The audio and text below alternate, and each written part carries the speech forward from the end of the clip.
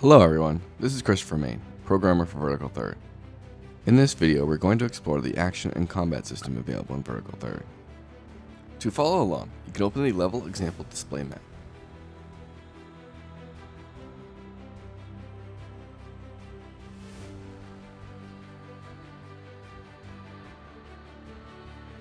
Right away, we will click the three dots by the play button. Verify new editor window is checked, and click Advanced Settings. Let's make sure Always on Top is checked. Now we can close this window.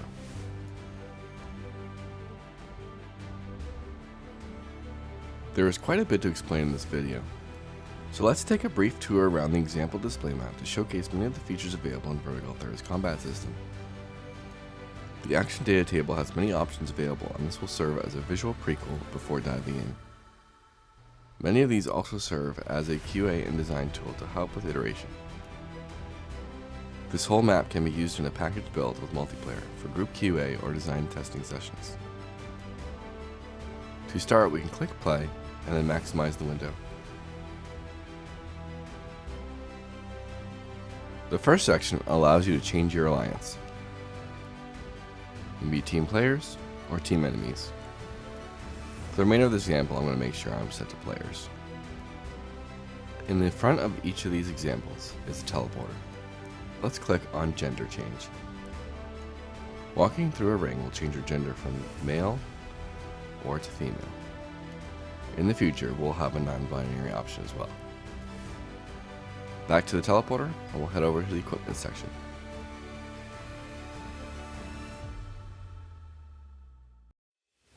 Walking onto these platforms will activate them, and then walking off the platforms will deactivate them. These are the default tier sets included into VerticalThird. From left to right, you have the weakest to the strongest equipment. You can pick them all up with F. Use the I key to open the inventory, and then right click to equip everything. If you're looking to test out damage or get a really strong character, this is the place to come. Here I'm showcasing our KitBash Cosmetic system, which is available in a different video. You can hit F8 to turn on mouse look and pan around your character. Use the mouse wheel to zoom in and out. Back to the teleporter, we'll head over to the guns section. There are numerous guns available to use. These ones are inventory based. In order to use them, you need to have the ammo in your inventory. Also notice that there are projectile based weapons and there are hit scan based weapons.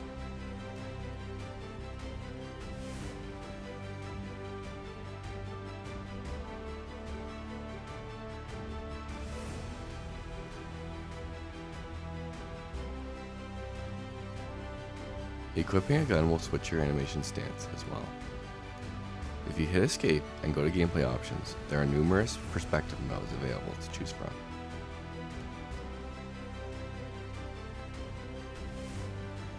I'm going to stick to third person.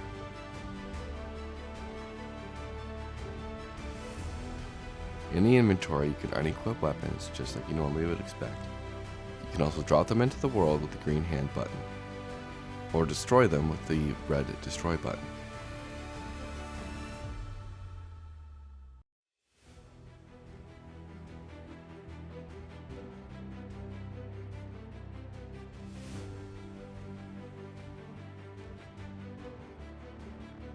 There is another set of guns that do not require ammo. These come with a base clip and will reload full once you run out of ammo.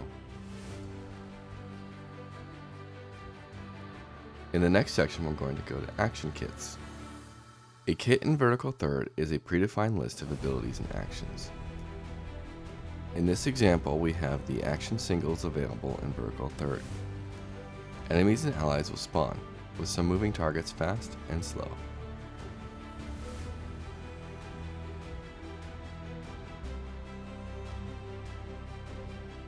The first type of action singles are actor spawns. This is what you use to spawn additional actors, and can serve as pets for the player. The AI spawner also uses the action system, and utilizes the actor spawn account.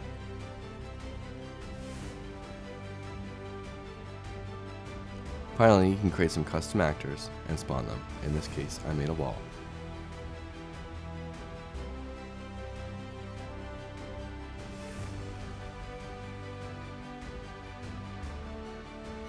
The next set is direct target actions.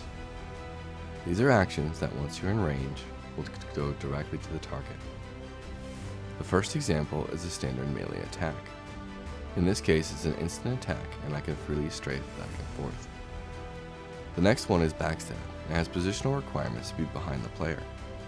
You can set positional requirements to be in front, sides, left, right, or behind your target. An additional option is to have an input or animation lock when you use your action. In this case, once I backstab, I cannot move for roughly 1 second.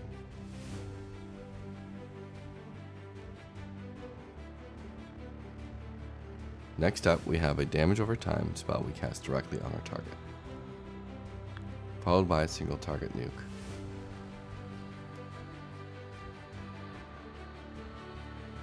Moving on to the allies, we have some healing spells.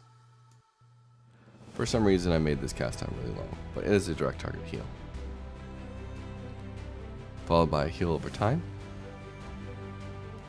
and finally a self heal.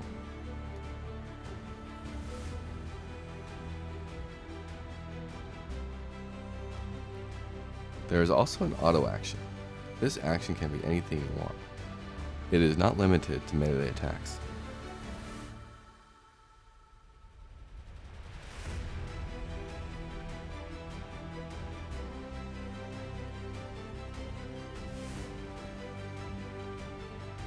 The next category are projectiles. The first one is the standard projectile that shoots forward in a direction. The second one is the same thing but explodes on impact.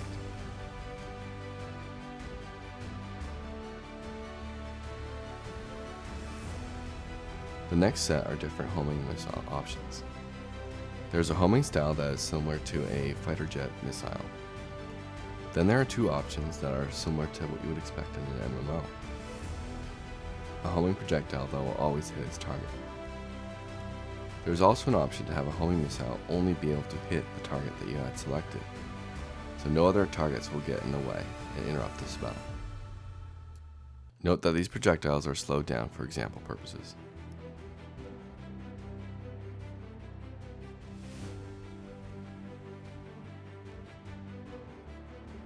The next set are piercing projectiles. Full control over how many targets can be pierced, or set it to unlimited and have it rely on the lifetime of the projectile. In addition, you have full control over what each piercing hit actually spawns as a follow-up action, such as an area effect explosion. There are bouncing projectiles. These utilize the same system and you can choose a different action for each bounce. Finally, there's a damping projectile, which is this floaty balloon-like projectile.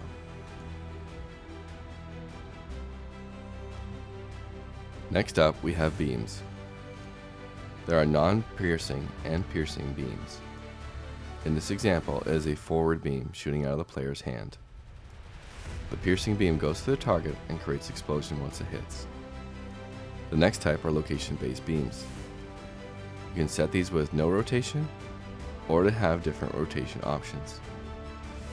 These beams come with piercing and no piercing options as well. Notice how there are different ways to center your beam. The first is to have the center of the beam directly in the middle. The next is to have the start of the beam shooting outwards from the middle.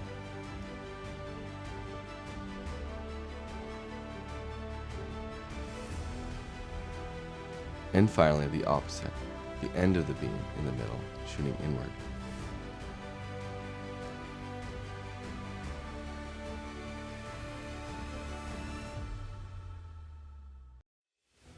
This will more easily be seen with the next set of non-piercing beams.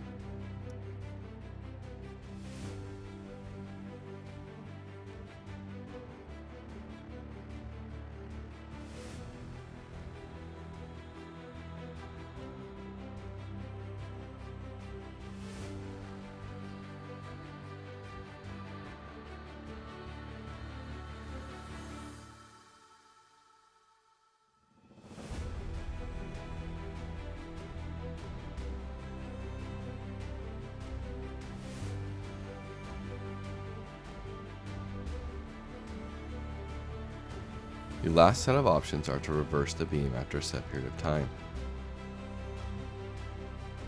There are easing options available to make it a more smooth transition.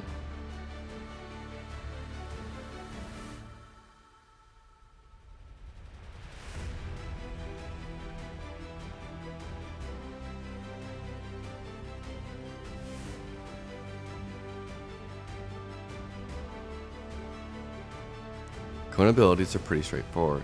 A cone-like shape shot out in the front of the character. There are varying options to change the degree of the angle. This will sometimes require a custom VFX to show appropriately. Now on to mobility. This category affects your movement. There are different teleport options available, such as the teleport, then an AoE explosion. There are also directional options for moving in the direction that you are currently walking.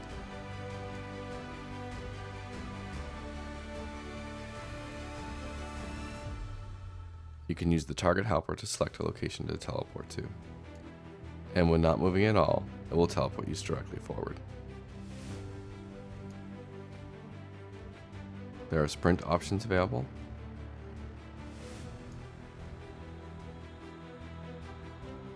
and dash options available. These dashes can have collision-based actions that follow up. Also notice that some of these have field of view options to change as well. The last set is what I call a sky slam ability. The player flies up and chooses a target to smash down to. You can see in this example, I'm also causing a camera shake on hit. There are 3 different variations I showcase here.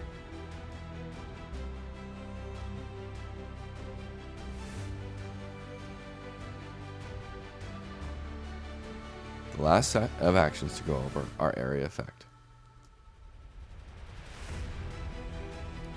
There's a standard area effect around a character, or using the target helper to select a ground location.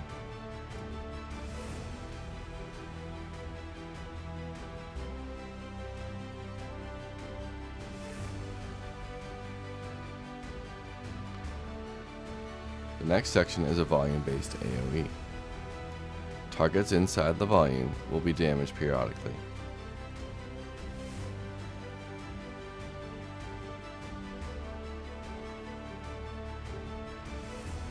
The next type is a scaling AoE that expands over time.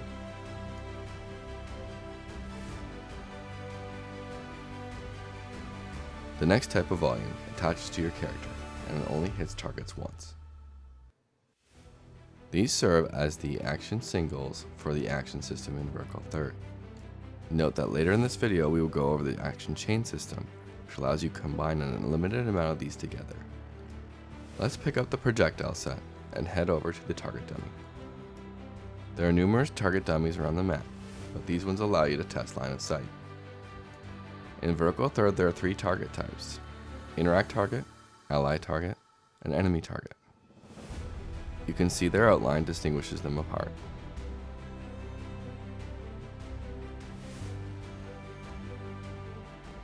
If you choose to require a target, such as for homing projectiles, you can set that you require line of sight to cast the ability. I've turned debug mode on for this, and you can see that I cannot cast the spell without line of sight to my target. Once I have line of sight, I'm able to cast the spell.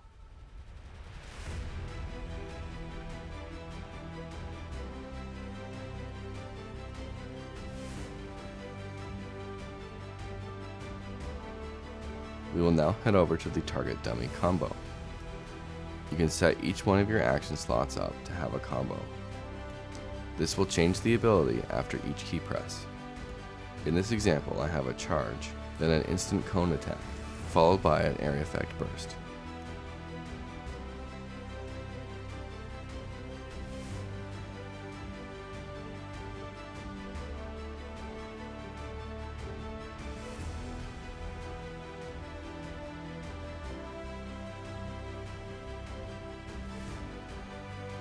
You can also apply this to your auto action. This will cycle through 3 different attacks.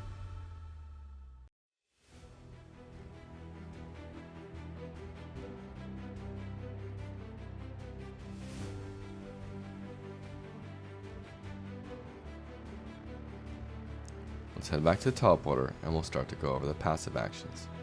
There are quite a few passive actions available. Passives are chance-based abilities that spawn based on certain hit conditions. There are passives that will spawn based on when you hit a target, and when a target hits you. This first example is showing block-based actions. Note that the projectile falling from the sky is a chance when my attack is blocked. The area effect knockback is the target dummy's chance when they block my attack. This is the same for the next following attacks. In this case it was parry. And this next one is dodge.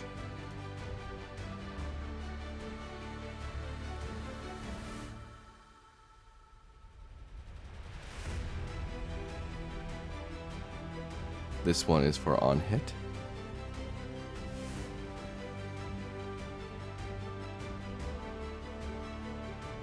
This one is for on critical hit. In these examples, it is a 50% chance to spawn an action.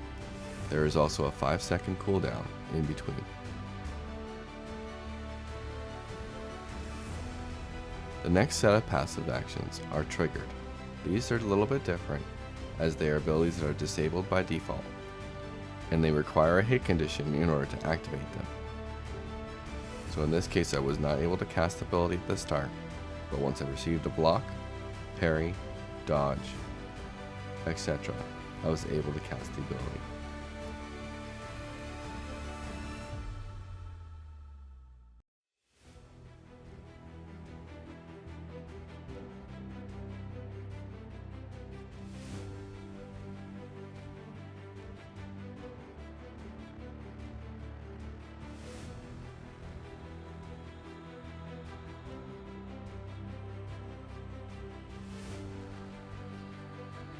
The next set of passives are resource percent passives. These will activate when your health, mana, or other resource gets to a certain percentage. In these examples, when a specific resource reaches 50%, they heal up to full. Note, in VerticalThird, there are 4 main resources: your health, your primary resource, secondary resource, and tertiary resource. Actions have options to take and give resources when you cast them. The final passive I'm going to showcase uses the health resource percent. When this enemy's health reaches 75%, 50%, and 25%, it will change their form and their action kit. This lets the combat system accommodate for bosses that have different transition phases.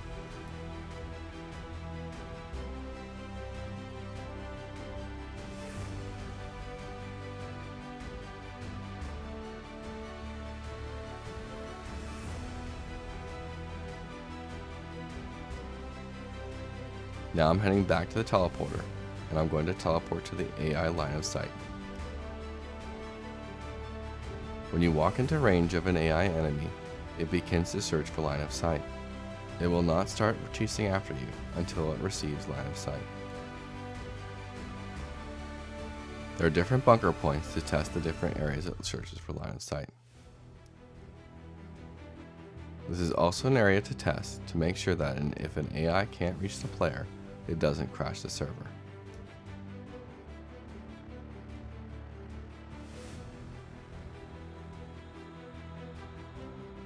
The next section allows you to test AI patrol progress and making sure they reset properly if you run out of range.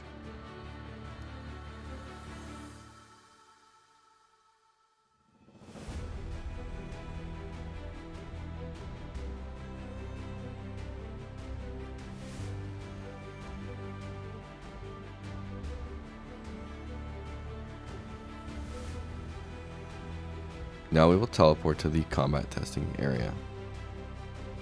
You'll notice when you walk onto the platform, a UI window will pop up along with the yellow beam.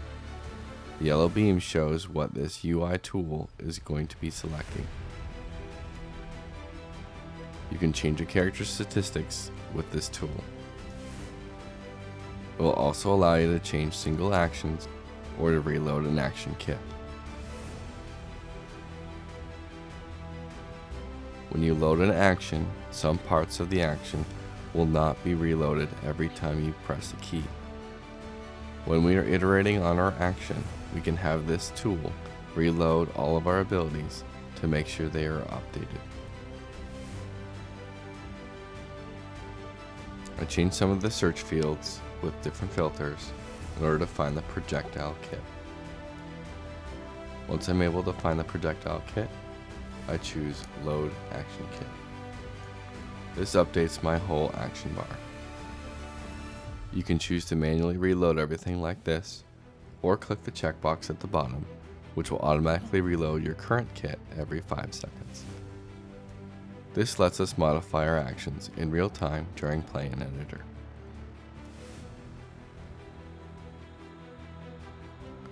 If we walk over to the Spawn Actor area, this tool allows us to spawn different characters at different positions on the map. This makes it easy for us to iterate on monster design or different ability design.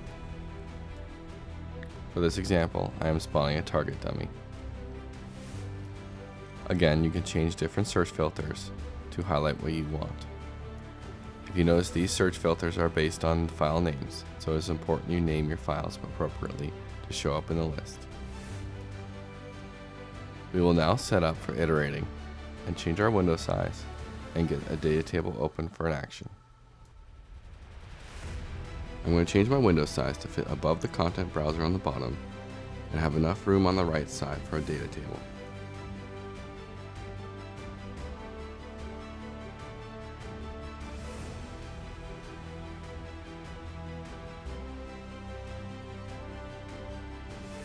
Let's use the action loader to load an empty action kit. I changed some of the filters to search for empty. Then click Load Action Kit. Now scroll up the folder list, click on VerticalThird, and click New Folder. Let's label this database _ new game.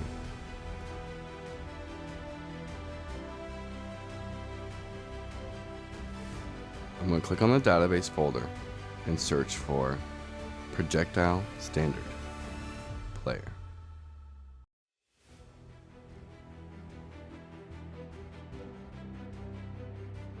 Drag and drop the projectile standard and drag it to your new game folder. Then click Copy. Now we can click on the new game folder, clear our search text, and then open up the data table. Once again, I'm going to resize this to fit on our right side of our screen. Here are a few quick notes about data tables in VerticalThird. Each data table can only be one row in length, and the row must be named New Row. If you hover the mouse over options in the data table, there will be tooltips that provide additional information. We're going to go over each option one by one, so let's right-click on the top row and click Collapse All. Then we'll click the arrow once more to expand. Now we can rename our file as action_test.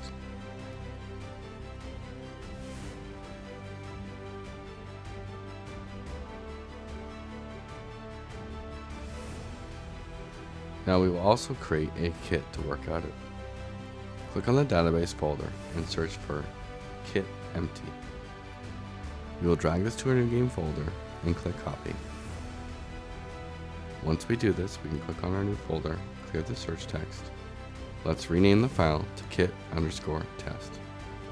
Then we can double click to open it up and drag and drop our projectile test over to the second slot in the kit. Then we can go back to the action loader, retype in test, and our kit will be shown. Click Load Action Kit. We can now close the action kit. We will make sure that the checkbox for auto load is turned on.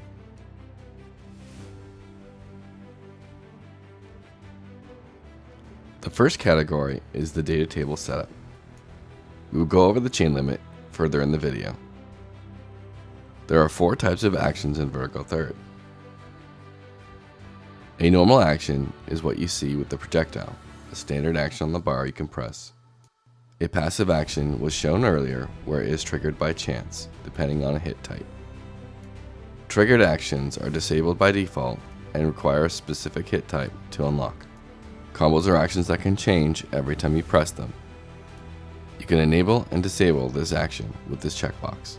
It will still load, but you will not be able to press it. In order for this action to use telegraphs, you need to enable them here. Note that there are additional telegraph parameters in the section below. This will be covered further in the video. Channeled actions, similar to the forward beam that we showed earlier, are actions that cast immediately and start counting down. Once the countdown is finished, the action will end. You can choose to hide the cast bar, which was shown with the sprint ability earlier in this video. Rotate to target is typically reserved for AI. If you're using a beam, it will force the rotation more frequently towards their target. Next category is cooldown. You can set the cooldown of your action here, and you can also set the global cooldown. After using this action, the global cooldown will activate and other abilities will not be able to be pressed in this time. Note you should never have any of these cooldowns set to a flat 0. It is best to have a minimum value of 0.25 seconds. Now we're on to move speed. When the action is started, you can change the move speed of the player. The checkbox will allow you to have the spell interrupted if the player moves. We can test this out now. Note that for this projectile, it is set to spawn at the cast start location. We will get into this more a little bit later in the video. Here we check it on, reload our action, and now when we move, it will interrupt the cast.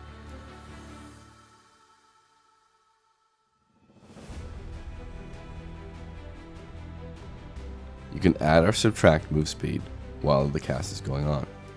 We will have to uncheck cancel cast in order to test this. A setting of 0.5 will give you a 50% boost to your move speed while casting.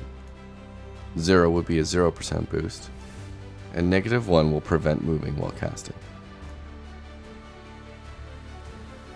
Let's set this back to 0 and check movement cancel cast.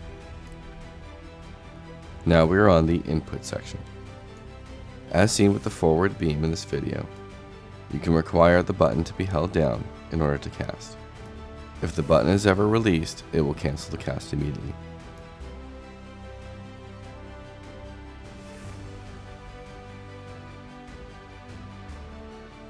Input lock, also known as animation lock, was seen earlier in this video with backstab. After an end animation initiates, you will not be able to move your character until the input lock duration has ended.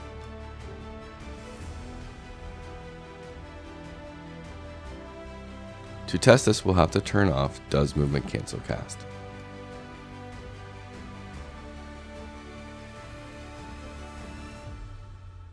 Once my cast finishes, my input is disabled for 2 seconds. We will turn this off for the remainder of the video.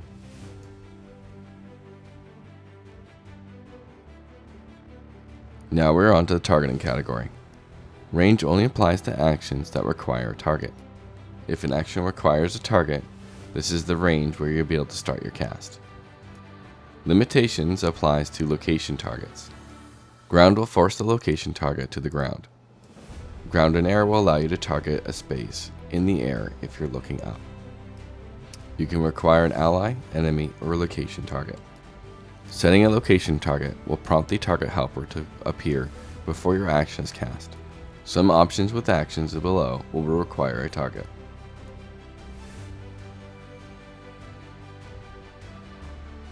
The next section is the position to your target. You can require that you have to face the target. Keep in mind this is roughly 180 degree range, so as long as you are facing the general direction of them, you will be able to start your action. We can check it on and we can test it out. Reload our action and you can see we have to face towards our target. Line of sight we covered earlier at the target dummies. The required position was much like the backstab. It required you to be behind the target, but there are other sides you can choose as a requirement. To use these options, you need to set a required target in the target field. We will set this back to none for now. The custom code section is for advanced users, and a separate video will detail this. When action complete, it is spawned in the world. The override allows you to execute different code instead of spawning the actor. The extensions allow you to add additional code at the start and end of the cast.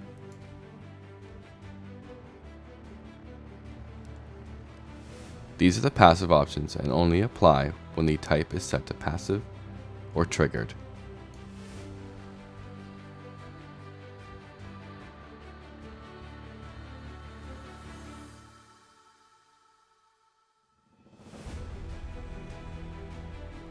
The activate is what type of passive this will be. Enemy actions are when your character dodges an enemy attack. My actions are when an enemy dodges my attack. At the bottom of the resource percent passives we went through earlier.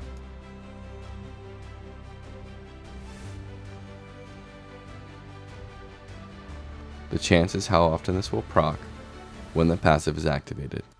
This is a 0 to 1 scale where 0 is 0% and 1 is 100%. You can also choose to validate against specific actions. If the character had a fireball spell, we could type in fireball, which is case sensitive, and this passive will only activate on fireball spells. The cooldowns for passives are commonly known as internal cooldowns. If a passive activates, it will not be able to be active again until this cooldown is passed. Math requirements are in relation to healing or damage. If you are adding, that is typically meant for healing. If you are subtracting, that is typically meant for dealing damage. So you can set if this is a passive for only healing spells or only damage spells, or both. When setting the resource percent passive, you can set the resource percentage here. Again, this is a 0 to 1 scale. 0 is 0%, 1 is 100%.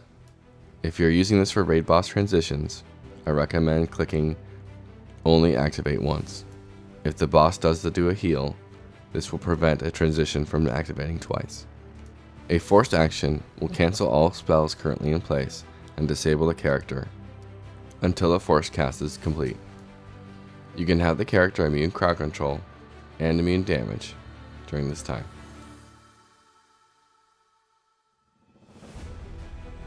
A triggered action is disabled by default but will be enabled by a specific hit type, such as dodge, block, or parry. A triggered action will use the activate part in the passive section. The triggered actions will only apply when the action type is set to triggered. The reset time is how much time a player has to use the action before it is disabled. The combo options will only apply if the action type is set to combo. Combo abilities will change every time you press the action. Clicking the plus sign will allow you to make your list of actions. The original action that is set to combo will act as the first action in the combo. From there, it will work its way through the list from top to bottom. Just like the triggered actions, it has a reset time. If you have a combo with 3 actions and use the first action, you will have to use the next 2 actions within the reset time. If you do not, the cooldown will trigger. The next category is the camera options. You can change the field of view based on a saturation or when you release the keybind. We will check this off for the rest of the video. The user interface section is pretty straightforward. This is the icon, border, and background used on the action bar. Note that you can tint the icons with a color picker.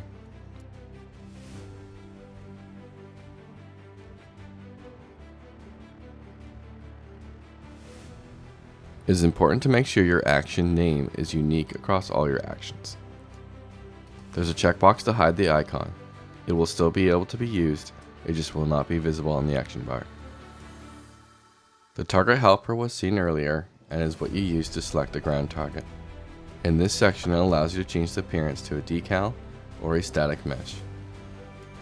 You can change the scale as needed. The appearance section is where we set up the cast time and the animations used. In addition, there's a cast decal you can have to apply a texture on the ground. If I change the cast time to 5 seconds and reload my action, you can see it takes 5 seconds to cast. Depending on your cast time, you may need to modify your animation montage. You can also notice the difference between the start animation and the end animation. If the cast time is set to 0, only the end animation will be used.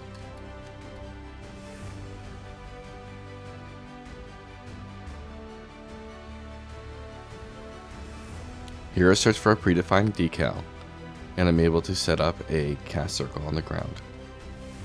A decal is a texture that is projected to the ground. You can change the scale and rotation with these options here.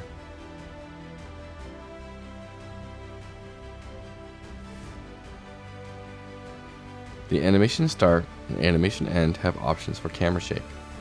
I've created some predefined camera shake to experiment with.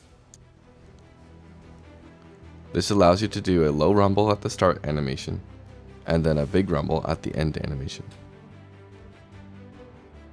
Note that once we get to the statistics section, there is an option to add camera shake for on hit as well. The next category is for resource. You can add multiple resources to be used and the values associated with them. You can also choose to give resources when this action is used.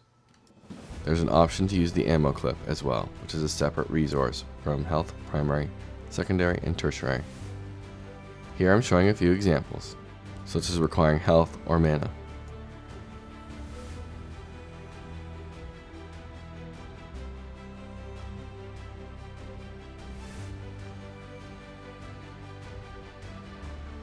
Or using health to give mana.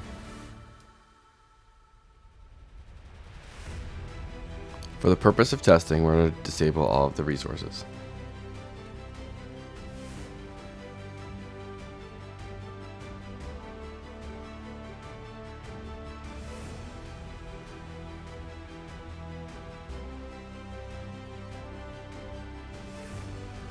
The first time I click on statistics, I want to make a note right here.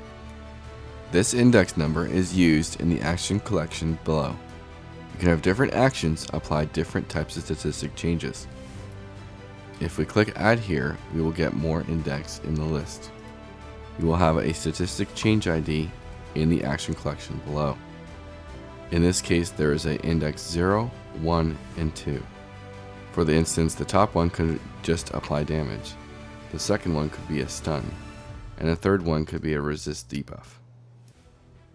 If you had 3 projectiles that spawn, you could specifically choose which statistic change index they use. Also note that each index can have more than one statistic that is changed. For now, we're going to delete indexes 1 and 2 and just keep 0. When we continue to expand the list, we can now see how many statistics are being changed. Each additional index in this list will change a new statistic.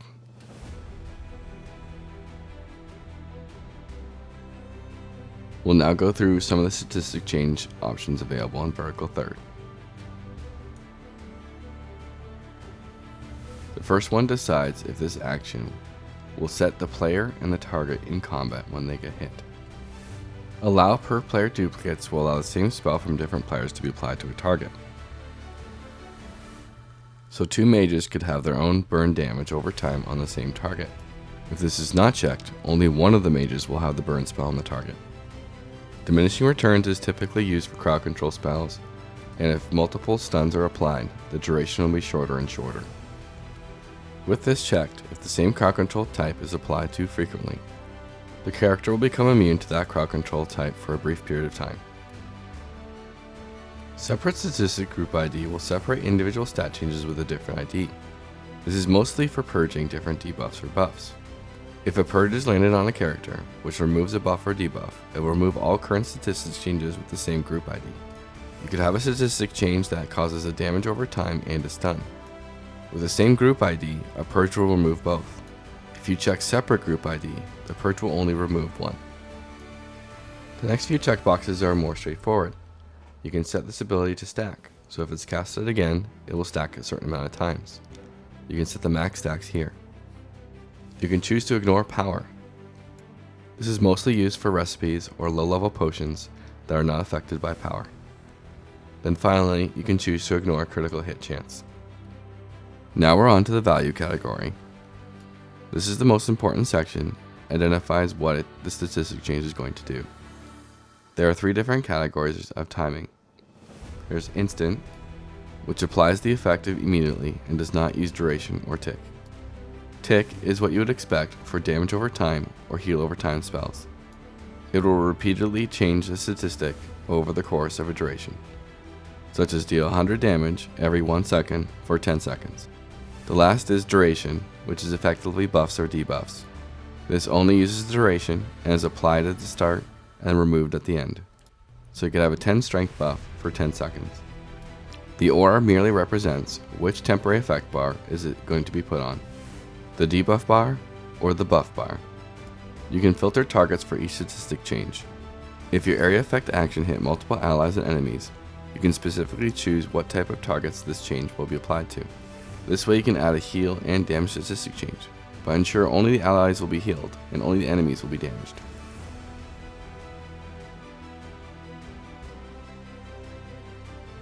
VerticalThird comes with various element types prepackaged. Each of these element types have their own resistances. The math is how we are applying this change. Typically speaking, addition is positive or healing, and subtract is negative or damage.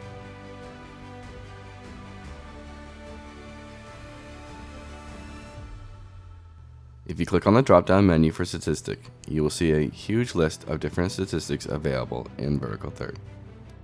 The value is the number value changed. Note that some statistics operate on a 0 to 1 scale. 0 is 0%, 1 is 100%. The variance option only applies to damage and healing. Power scaling, or also known as power ratio, is used for healing and damage. A character's power directly influences the potential output of the healing or damage. You can modify how effective the character's power is added to the action. If the player has 100 power, it would add 100 damage to the action. If power scaling was at 0.5, it would only add 50 damage to the action. You can set the duration and tick rate at the bottom below. User interface is pretty straightforward. For duration and tick-based statistic changes, this is the border, icon, and background used. Note that you can choose to hide the statistic change on the debuff and buff bars. When combined with statistic group ID, you can choose to only have one of the statistic changes to be shown on a temporary effect bar, and have the rest hidden. You can add a Niagara VFX. You can modify the scale, rotation, and a socket to attach it to. You can also add a sound effect as well.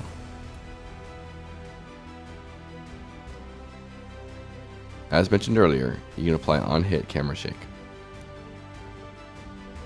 The next set of options are additional parameters for specific statistic changes. A form change allows you to modify a character's action kit, skeletal mesh, and animation blueprint. These categories are at the very bottom of the statistic drop-down menu.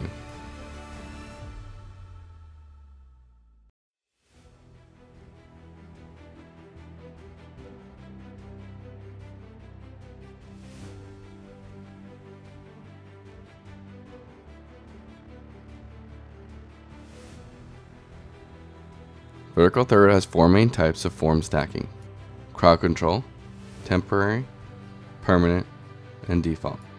Crowd control would be for a polymorph. Temporary would be for a power buff or turning into a werewolf. Permanent is for shapeshifting type characters. Default is the character's form when they spawn. Only one of each of these forms can be active at a time. Priority will be given to crowd control, then temporary, then permanent, and then finally default. And empower will improve the next spell cast. The amount is how much it will multiply the original value. If you have a fireball that does 100 damage, you can set this to 1, and it will double the value for 200 damage. You can set the action names that this empower will apply to. You can also grant stacks of empower, so if you had 3 stacks, your next 3 fireballs will deal extra damage. Purge was mentioned earlier and removes a buff or debuff from a character. The type allows you to identify what you will purge. Anything on the temporary effect bar, limit to a specific element, or a list of action names. The corresponding options are listed below. Resurrect is pretty straightforward, and you can set the percentage health they will return to life with. Reload is for use with the ammo clip system. In this example area, all of VerticalThird's guns give you an ability to reload. This is what that uses.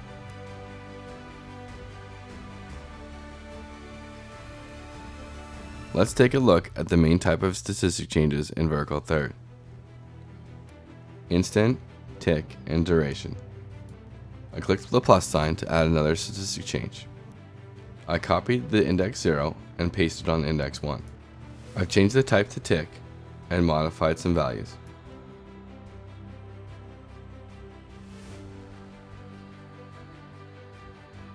I click the plus again to add a third value, copying from index 1 and pasting on index 2. This time selecting duration. I'm changing the statistic to resist all. This means I am subtracting a 0.25 value of resist all. Resistances can go into negative to increase damage even further. Notice how all of my effects applied, but are not showing on the debuff bar. I forgot to check in the user interface options to show on the UI. Any statistic that has the same name will try to stack with each other, so make sure the statistic names are different, when appropriate. Now they are showing appropriately. Applying them before they expire will refresh the duration.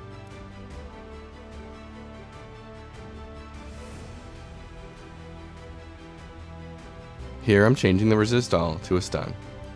A stun will not use the value and only use the duration. And you can see the effect is updated and stuns the character. Now we will move on to the action collection and the action chain system. Here's a quick overview of the VerticalThird action chain system. With each action data table, there's an action collection. A action collection is a list of action sets. Index 0 will always be the first action set that is spawned.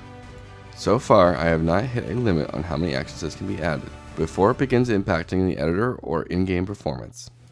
I'll keep an eye on this in the future. Inside an action set are action singles. When an action set activates, all singles will be casted based on their settings. They will start at index 0 and go up. Action singles are the abilities that were shown at the beginning of this video. Direct target, projectile, beams, actor spawns, mobility, cone, and area effect. Finally, for each target an action single hits, it will initiate the next action set. For each action single, there is a next set option in the data table, which is what determines what action set to activate next. The chain limit, which is in the setup category at the top of the action data table, determines how many action sets can be chained before stopping. Let's go back to the editor and take a look at a simple example. Then we'll move into more advanced examples. To simplify the display, right-click on New Row at the top and collapse all. Then click on the arrow to expand it again. In our current projectile, we have no chains turned on. We have one action set with one action single. This is the projectile that we shoot out.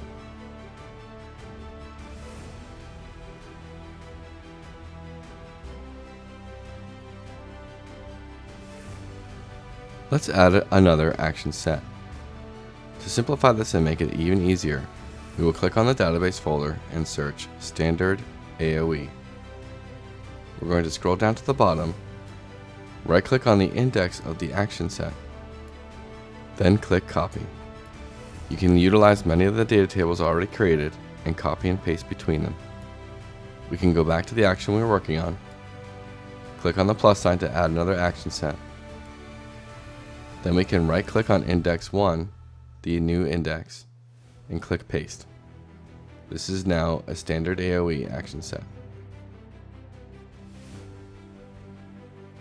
To simplify our view, we'll collapse this down. Go back to index 0, and in the setup, we will make sure that next set is set to 1. Then we will scroll back up to the very top of the data table, expand setup, and set the chain limit to 1. Now when we cast our projectile, the projectile will hit the target and cast the AoE. One thing you'll notice here is that the explosion happened at the character. This is part of the location settings in the AoE ability. Expand index 1, go down to location, and set it to hit target. Now we have changed it to spawn at the target instead of our character.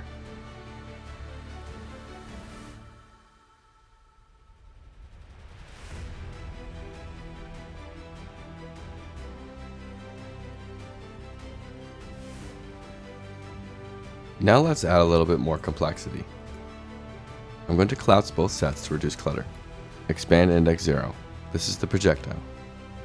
Now I'll collapse the projectile action single. I'm going to add 3 more projectile singles. I will copy the first one and then paste it to the other ones. Then I will modify the rotation of these new 3 projectiles. I will expand them one at a time, scroll down to rotation, and increase each one by 90 degrees each time. So the first one will be 90 degrees, followed by 180 degrees, followed by 270 degrees.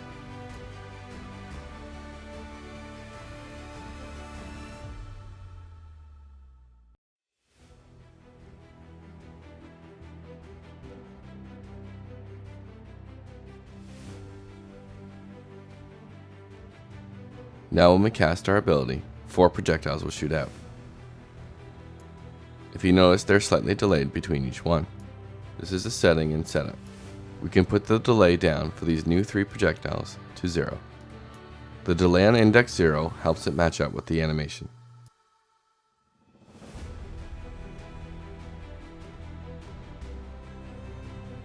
Now they will all spawn at the same time. With the next set option, we can have each projectile do a different explosion.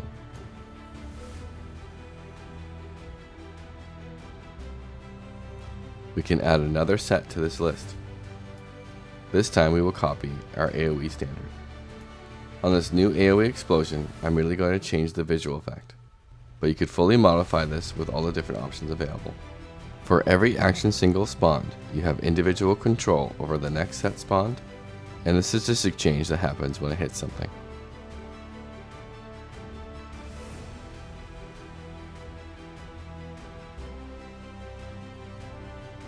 Now for projectile 1 and 3, I'm going to change the next set to this new area effect explosion. This is next set index 2.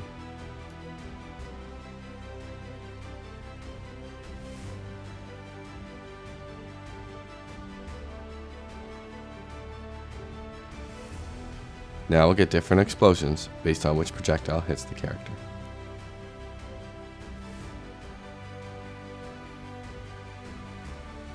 That is, if I actually hit the character.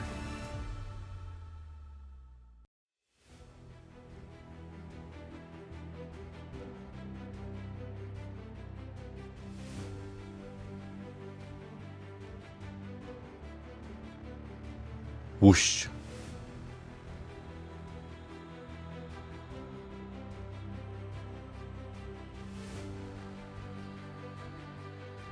I'm going to right click on the action collection and click Collapse All.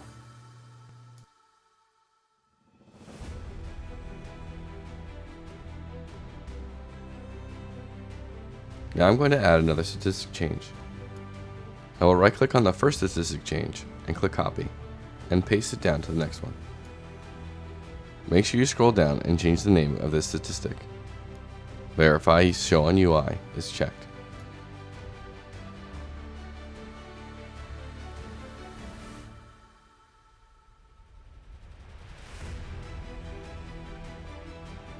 Since the previous one had 3 statistic changes, we're going to delete 2 of them. Then we will modify it to make sure it is a duration and set to stun. Then we'll set it to 5 seconds.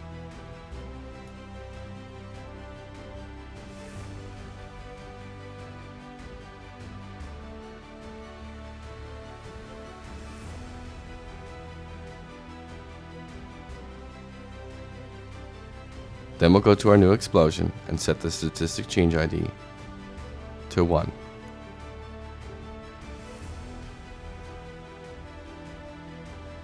Now some of the area effects will cause the damage, and other ones will cause a stun.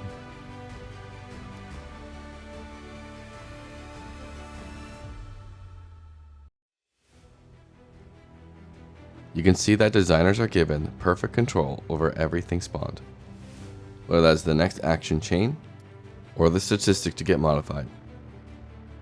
There will be more videos that go into the action chain system further. For each action single, there will be separate videos covering all of their options. There are also separate videos for setting up an AI character or player character with your action kit. This concludes our exploration on the VerticalThird action system. If you have any questions or comments, please reach out to us through one of our social media channels or on our Discord server.